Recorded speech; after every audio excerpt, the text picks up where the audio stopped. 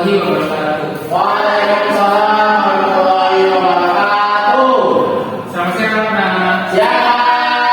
Gimana kabarnya hari ini? Alhamdulillah. Sehat semua ya? Ada yang sakit kan? Enggak, Pak. Sakit semua nih. Apa ya, Pak? Kenapa sakit? Ya. Kantor saya sakit, Pak. Oh, itu sih. Berat ya? Kalau ada yang sakit ya. Iya, benar. Jadi gak ada masa semua hari ini. Alhamdulillah, Pak. Siapa? Dito, Pak. Kenapa Dito? Bos. Bolos lagi. Lagi galau deh, Pak. Oh, malu ya? Iya. Gara-gara diputus. Semalam dia lah, Pak. Begini ya? Iya. Ngapain? Dari yang lain? Bukan. Jadi sebelum kita mulai pelajaran hari ini, mari kita berdoa bersama-sama dipimpin oleh ketua kelas. Depan. Oh iya, baik saudara. Baiklah teman-teman, sebelum kita mulai pelajaran kita pada hari ini, alangkah baiknya kita berdoa menurut agama yang percaya masing-masing. Kita mulai. Doa bisa. Terima kasih Irfan. Jadi doa. Sebelum kita masuk pada materi kita hari ini mengenai cerita pendek, ada yang ingat materi minggu lalu tentang apa? Teks negosiasi. Ada yang masih ingat teks negosiasi itu teks apa? Tawar menawar. Apalagi?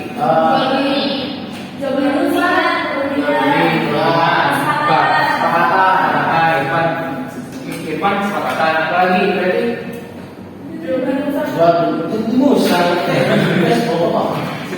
Asal bukan jual beli orang ya? Iya itu. Jadi masalah sudah paham ya tentang tes negosiasi. Sekarang kita masuk mengenai menggali nilai cerita sebangsa lewat cerita pendek. Ada yang tahu tentang cerpennya Pak? Cerita pendek. Bedanya dengan novel apa? Kalau cerita pendek itu bisa dibaca dengan sekali dulu, kalau novel itu bertahap. Ya, betul Pak. Saya boleh pakai Pak. Udah. Novel itu bisa juga Pak dibaca sekali dulu. Tapi perbedaannya adalah cerpen itu merupakan cerita yang alurnya nggak kompleks Pak. Ceritanya itu hanya mungkin 5 sampai 6 halaman. 5 sampai 6 halaman Pak padanya. 5 sampai 6. Ya, 5 sampai 6 halaman lah. Ceritanya nggak banyak. Terus alurnya? Alurnya satu Pak. Contohnya?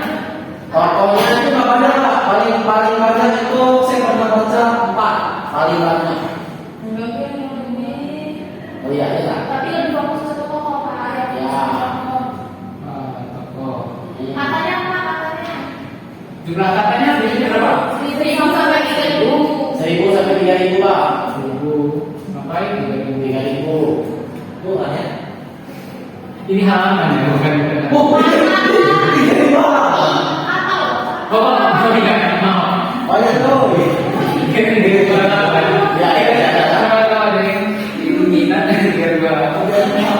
Jadi dengan dari ini memahami cerita pendek dengan latar belakang beberapa peristiwa sejarah di Indonesia. Jika dikaitkan dengan sejarah, cerita pendek seperti apa? Ini Pak. Saya Pak. Irfan, boleh. Sampai Pak. Ya, hampir bisa sejarah. Sampai itu. Sampai itu adalah cerita pemberontakan Ya, pertempuran dua suku di Indonesia. di Indonesia. Ya. Bukan. Itu adalah dulu. Nah, itu Dan sejarah. untuk sejarah lain ada ini yang tergambarkan. Taunya puisi Pak. Nah, lah, tes Pak. Puisi yang bagus. Apa kalau di sini? Karyanya itu. Karya siapa? Karyanya siapa lagi? Ayo. Menurut sejarah pikirnya apa dia? Ya, itu lain. Sasaran puisi yang tapi selalu ceritain masa itu yang masuk dalam itu Pak. Itu kok. Nggak tahu kan? Nggak tahu Pak. Ini sih Pak. Gimana kamu ini? Udah disebutin tapi masih nggak tahu. Terus contohnya sejarah misalkan kayak kemerdekaan gitu, kemerdekaan atau suatu kepahlawanan, misalkan tokoh pahlawan siapa gitu? Siapa yang tahu? Kartini. Megawati masuk nggak Pak? Itu bukan Waduh, itu no komen ya. Bisa berkomentar kalau gitu ya. Takut dikejar juga kan? Oh iya, iya. Terus untuk memahami cerita pendek dengan latar belakang sejarah di Indonesia, seperti tadi ada apa? Dari samping. Ya, lagi di samping Pak. Tapi kalau dalam cerita pendek itu kan fiksi. Ya, jadi tinggal diubah latarnya atau tokoh-tokohnya disamakan gitu. Jadi kalau ceritanya asli, misalkan cerita dari samping dijadikan cerita pendek, itu kan cerita pendek.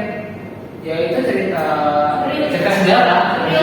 Nah, real benar, bukan cerita pendek. Kalau cerita pendek kan fiksi, Ya.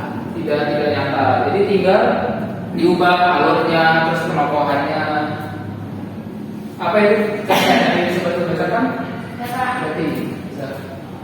Apa itu cerpen? Sesuai dengan namanya, cerpen atau cerita pendek merupakan cerita yang berwujud atau strukturnya berbentuk pendek. Ukuran panjang pendeknya cerita cenderung relatif. Namun pada umumnya cerita pendek dibaca sekitar 10 menit sampai 1 jam. Poinnya ada berapa poin? Yang pertama tadi struktur fisiknya berbentuk pendek. Terus apa lagi? Ukuran panjang pendeknya relatif. Lagi? Kedua, waktunya 10 menit sampai 1 jam. lama. Tidak lama kalau 10 jam. Tapi biasanya kalau kalian baca cerpen, kira-kira berapa menit? 5 menit itu. Ya, lebih sampai 1 jam gitu. Enggak. Karena biasanya Kalau tidur dulu. Ya, ya. tidur. Tidak tidur ya. Bukan termasuk baca cerpen juga itu. Jadi Baliknya sedikit tidur semua. dari pengertian ini sudah bisa dipahami ya apa itu cerpen. Bapak. Jadi tadi kan ini masa halaman, alurnya hanya ada satu tokohnya 1 sampai 4, biasanya fokus pada satu tokoh. Terus 1000 sampai 3000 kata. Ada yang bisa baca-bacakan lagi? Sama sih Pak. Bisa boleh. Bentar Pak. Nggak baca ya? Nggak baca ya? Boleh nggak apa-apa. Maaf ya Pak, saya nggak merasa. Iya.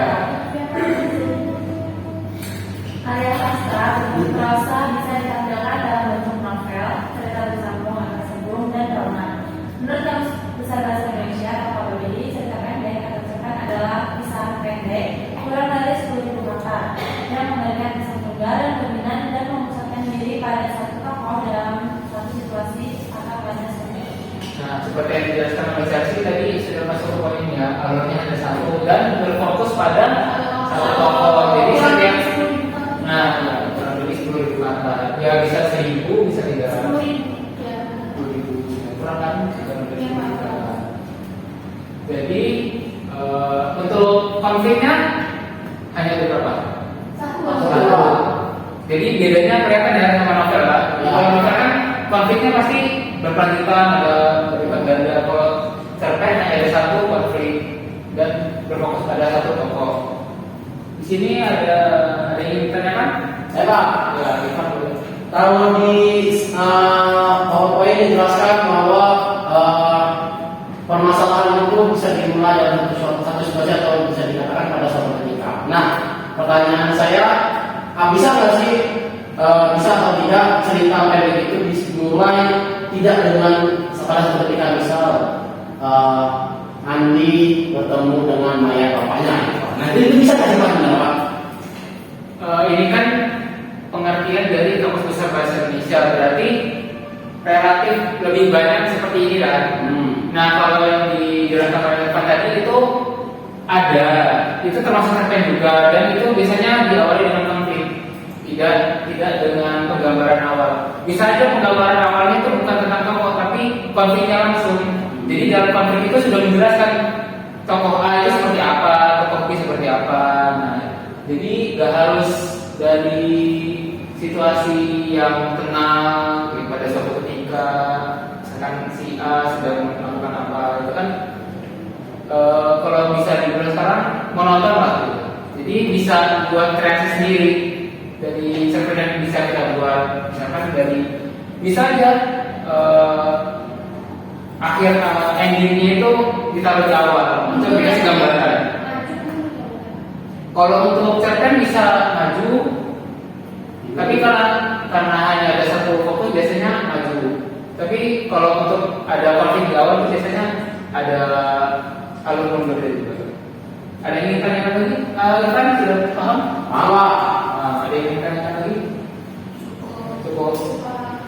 Buku Lanjutkan ya. Nah, dari berdasarkan pengertian cerpen sebelumnya disimpulkan bahwa cerpen akan selesai dibaca kurang dari 10 menit dan sering disebut sebagai cerita yang selesai dibaca dalam sekali duduk. Ciri yang lain bisa dilihat dari isi, berfokus pada satu tokoh utama dengan menceritakan satu peristiwa penting yang dialami oleh tokoh tersebut. Jadi kalau peristiwa pentingnya lebih dari satu, novel. Kalau banyak film Pak. Nah itu bukan banyak lagi, itu bagaimana ada gitu. Sinetron lah. Sinetron itu biasanya. Nah, cerpen dengan latar belakang sejarah. Tadi bisa dibacakan Ivan. Adapun untuk memahami isi sebuah cerpen dengan latar belakang sejarah, pembaca harus mengetahui latar belakang dari peristiwa-peristiwa yang ada di balik cerita tersebut. Cerpen dengan latar belakang sejarah adalah cerita yang menggunakan latar peristiwa lampau. Cerita ini dapat berupa teks fiksi maupun non-fiksi. Teks cerita sejarah biasanya menceritakan peristiwa bersejarah yang memiliki dampak besar. Latar belakang terjadinya peristiwa besar, asal usul hal yang memiliki nilai sejarah dan perkembangan sejarah setempat. Ada yang paham? Enggak Pak, dong Pak. Ya Pak, ada yang paham Ada yang paham juga. Ini kan mau untuk memahami isi cerpen dengan latar belakang sejarah, pembaca harus mengetahui latar belakang dari peristiwa yang ada di balik cerita tersebut. Jadi sebelum kita membuat cerpen, pasti kita ada penggambaran awal dulu. Kita akan tokoh seperti apa, terus konfliknya mau seperti apa. Terus sebelum memulai konflik, seperti latarnya, terus alurnya mau maju atau mau mundur terus gitu. Bisa juga mundur terus, jadi gak maju. Ya, Flashback terus. Terus cerpen dengan latar belakang sejarah adalah cerita yang menggunakan latar peristiwa masa lampau. Cerpen ini dapat berupa teks fiksi maupun non fiksi. Kenapa bisa begitu? karena peristiwa lampau Pak, sejarah karena kejadian nyata. Kejadian nyata. Biasanya kalau cerpen kayak gitu, kan tadi sudah dibilang cerpen itu karya fiksi. Kenapa bisa dikatakan fiksi gitu? Warna itu nggak suka kata-kata itu kan Pak. Apa? Karena kalau sejarah, berarti kan sejarah itu benar sejarah. Jadi ceritanya itu akarnya Kalian tahu cerita misalnya cerita rakyat, cerita sejarah, bedanya cerita sejarah sama cerita cerpen, cerita pendek ini kan beda. Kalau cerita sejarah benar-benar menceritakan sejarah. Kalau cerita pendek kan fiksi, jadi dengan kaitannya latar belakang sejarah tidak benar-benar dipindahkan menjadi cerita pendek. Jadi ada namanya rekayasa ya, apa yang namanya? Kayak perubahan nama tokoh, kayak seperti yang saya katakan tadi, perubahan nama tokoh, nama latar, walaupun ceritanya sama, misalkan tentang tragedi G30 SPKI misalkan, tapi kita ubah cara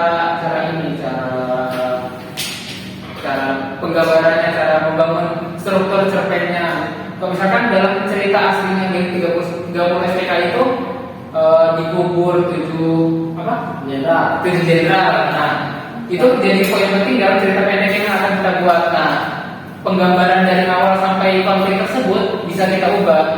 Nah, itu kan termasuk fiksi, walaupun sama-sama konfliknya sama gitu, konfliknya sama. Jadi cerpen dengan latar belakang sejarah ini dimasukkan ke dalam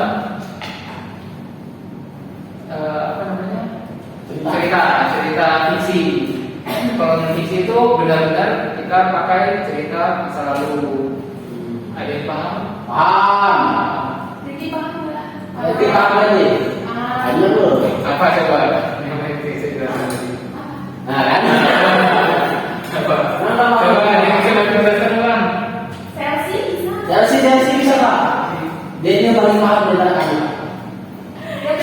Jadi tadi Bapak menjelaskan mengenai perbedaan cerpen dengan cerita sejarah. Cerita sejarah itu benar-benar menceritakan sejarahnya. Tapi kalau cerpen ini bisa kita ubah kayak perjalanan tokohnya, pembangunannya seperti apa, itu bisa kita ubah sesuai dengan kemauan kita. Struktur cerpen ini bisa kita buat sendiri gitu, nggak kayak cerita sejarah yang benar-benar urut gitu, runtut gitu. Nah terus apa lagi ya? Ya, kalau cerpen ini masuk kuliah kan cerita fiksi, bahkan cerita sejarah itu kan non fiksi. Tepuk tangan. Jadi seperti itu ya, cerpen dengan latar belakang sejarah. Ya. Untuk contoh cerpen dengan latar belakang sejarah Indonesia, salah satu contoh cerpen yang memiliki latar belakang sejarah pada masa kemerdekaan terjadi pada Sulawesi Selatan yang berjudul Mengapa Mereka Berdoa Kepada Pohon, karya Faisal Badar. Untuk memahami isi cerpen tersebut dengan komprehensif, Bapak akan membagi kalian dua kelompok. Kelompok pertama Irfan dan Dia, kelompok kedua Chelsea dan Teddy. Jadi kalian harus mencari tahu latar belakang sejarah seperti apa dalam cerita pendek ini. Mengapa Mereka Berdoa Kepada Pohon, karya Faisal Badar. Nanti kalian presentasikan di depan. Sekarang baca ini pertanyaannya, untuk mencari informasi seperti siapa itu Andi Makassar, siapa itu Lestari, mengapa dia dikatakan pelaku genosida di Sulawesi Selatan, dan apa yang dimaksud dengan pasukan Depot Special Tropan DST. Mengapa Depot Special Tropan? Ya? Enggak, ini jawab dengan ringkas saja. Cari cerpennya ada di internet. Betulnya apa? Irfan ada. Kasusnya waktu Enggak Pak, dua Pak. Semua dibagi dua. Semua.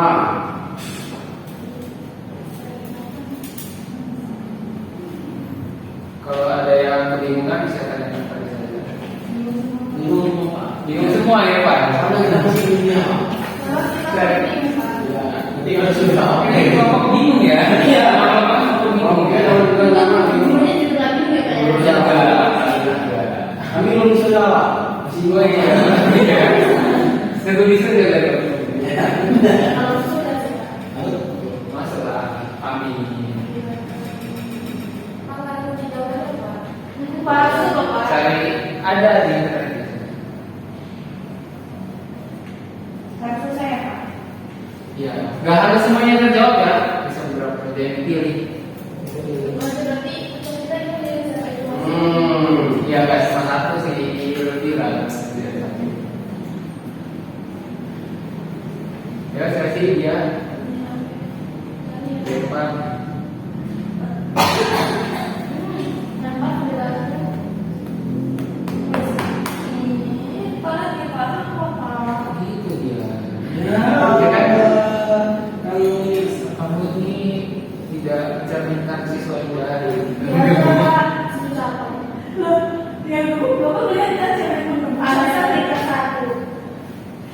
Pasti kerjanya dan Namanya perundungan ini.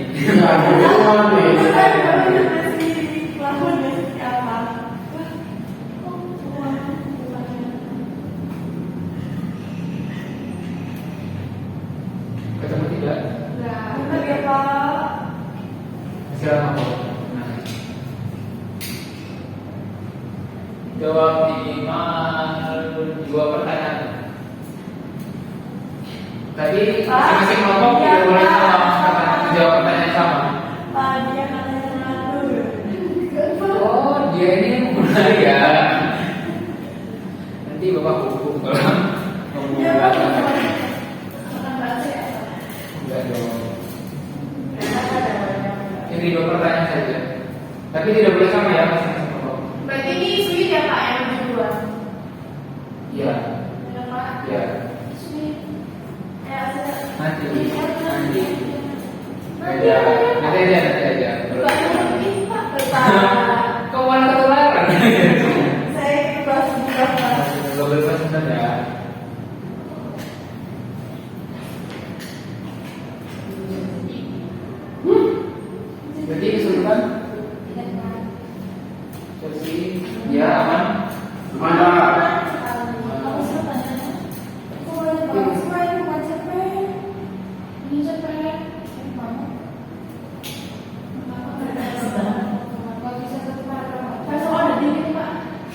Ya, lihat fokus di pertanyaannya.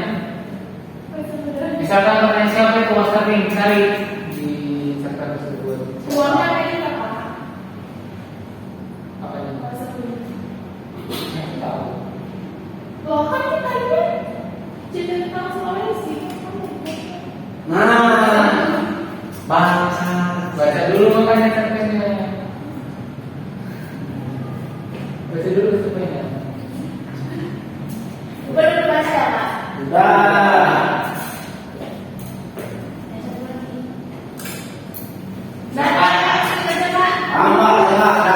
Nomor satu sudah, nomor dua. Nah, Kok bingung Pak? Wah, sama aja sebenarnya.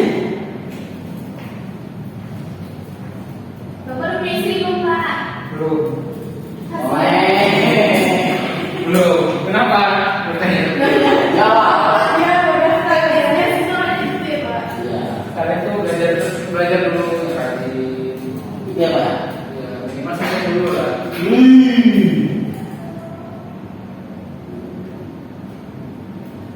Wis Pak, wis. Wis aku sudah ya. Ya.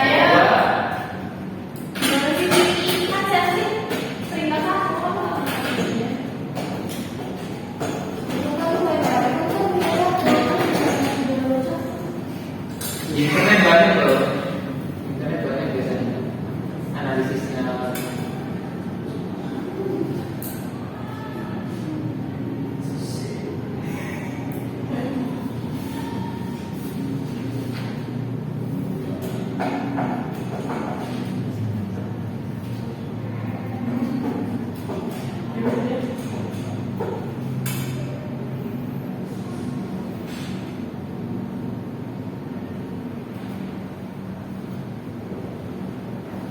Sekarang kan sudah teknologi ada AI banyak. Boleh.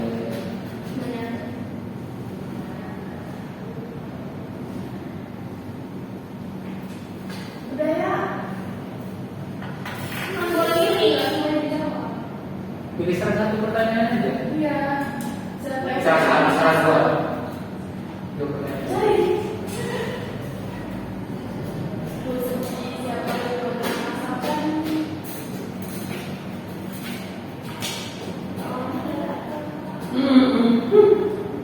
Lama.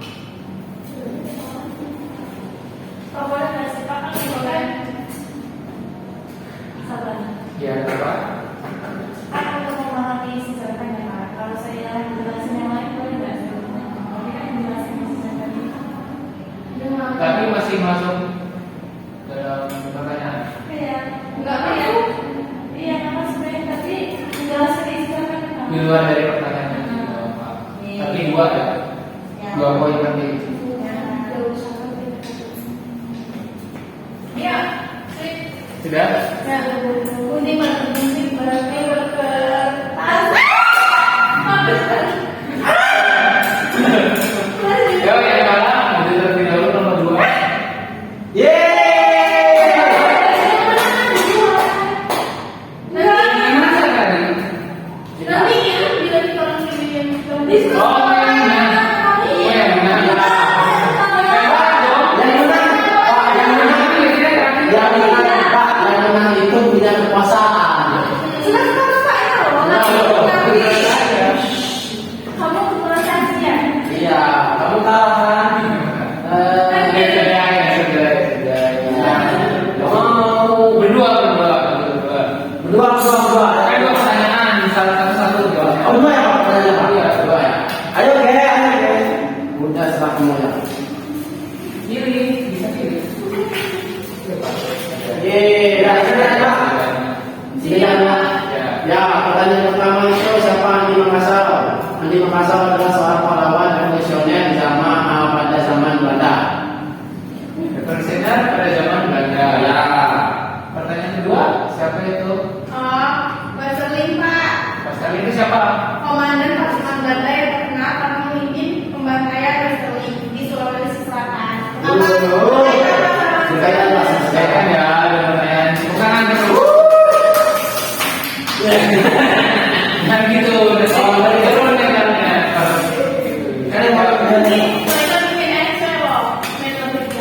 Ih, parah.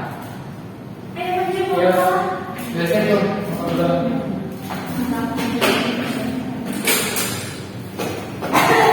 ada ini dari kiri kanan, boleh juga dari kanan. Oke Pak. Jadi Kalau tidak menjawab pertanyaan di atas, berarti kalian menceritakan secara singkat poin penting dari. ini kalau beda boleh nggak Pak? Yang menjelasin dan menjawab. Oh ya, nggak apa. Boleh. Oh menjawab. Nggak boleh. Menjawab berarti yang menjawab pertanyaan dulu. Ya. Jawab mana? Apa yang dimaksud dengan pasukan Depot Spesial Trempen DST? DST. Ya.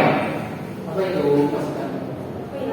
DST atau Depot Spesial Trempen di bawah Mil adalah satuan khusus andalan militer Belanda yang terlibat aksi pembantaian di Sulawesi. Coba ulang. Apa tadi? Satuan khusus andalan militer Belanda yang terlibat aksi pembunuhan di Sulawesi. Sulawesi. Untuk yang kedua, jadi Nah, jadi bisa aja menjelaskan lebih jauh tentang pasukan Depot Spesial. kita mau Pak. Nggak mau apa? Nawa. Apa? Namanya kan sudah merdeka sekarang. Oh iya, saya mereka. Jadi Mau menjelaskan mana? Jelaskan dulu. saya mau ini Pak mau jelasin mengapa judulnya mengapa mereka berdoa kepada Allah. Jadi masyarakat Batu Kiki mengira Ustaz Syamsul itu sudah meninggal, ditembak oleh Wasalin tadi dan tubuhnya atau mayatnya yang tidak ditemukan diangkat ke langit Allah SWT. Nah, jadi di cerpen ini diceritakan pula bahwa masyarakat Batu Kiki menganggap arwah Ustaz Syamsul ini tumbuh menjadi pohon asam yang kemudian dijadikan tempat berdoa oleh masyarakat setempat. Mengapa dari situ kenapa judulnya mengapa mereka berdoa pada pohon itu, karena Ustaz Syamsul itu meninggal dan mayatnya nggak ditemuin, ya jadinya kemudian menjelma sebagai pohon asam seperti itu. Tepuk tangan. Jadi dia seperti aja.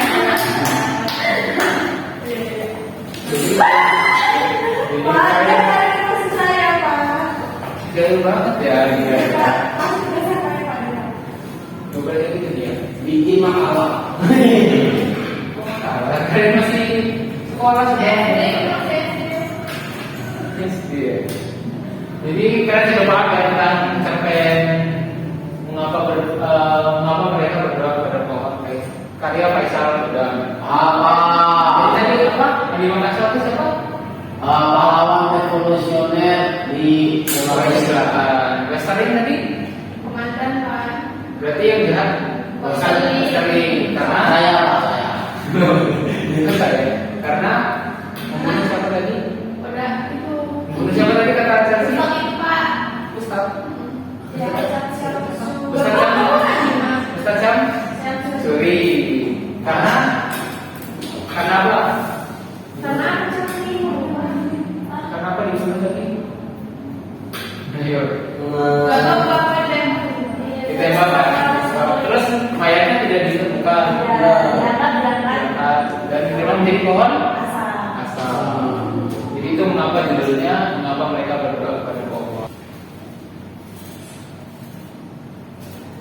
Baik, sebelum kita menutup pelajaran hari ini, mari kita berdoa bersama-sama dipimpin oleh kelas.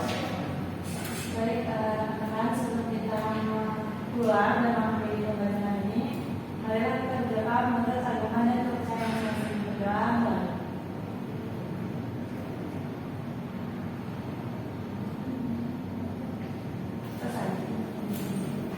Terima kasih sudah mengirim doa pada penutup pertemuan hari ini. Mohon maaf jika saya terdapat kesalahan kata dan pada Allah saya mohon ampun. Allahumma fiqh Wassalamualaikum warahmatullahi wabarakatuh. Waalaikumsalam warahmatullahi wabarakatuh. Terima kasih Pak. Assalamualaikum warahmatullahi wabarakatuh. Waalaikumsalam warahmatullahi wabarakatuh. Sebelumnya